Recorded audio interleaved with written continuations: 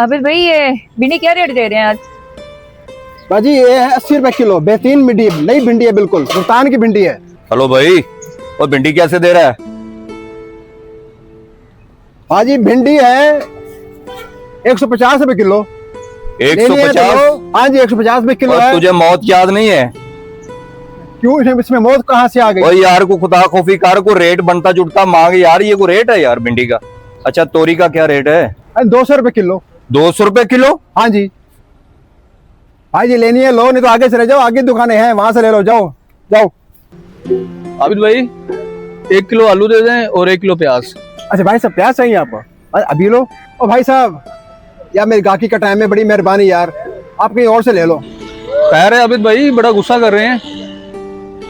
कुछ नहीं, पता नहीं, जब मैं आई थी तो मुझे भी मतलब सही से बात कर रहे थे, लेकिन वकील भाई आए हैं तो इनके साथ मतलब गुस्सा करने लग गए हैं। और वो कह रहे हैं कि मुझे सब्जी का रेट भी ज्यादा लगाता है ये।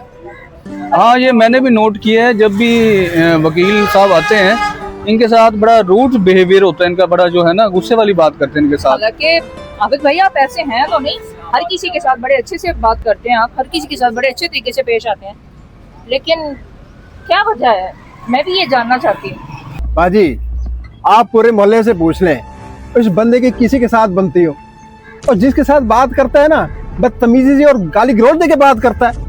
और बाजी जब इधर आते हैं सब्जी लेने के लिए तो इनका अपना ही लहजा होता है, तमीज से बात नहीं करते, ओए ओए करके बात करते हैं, ओए रेट क्या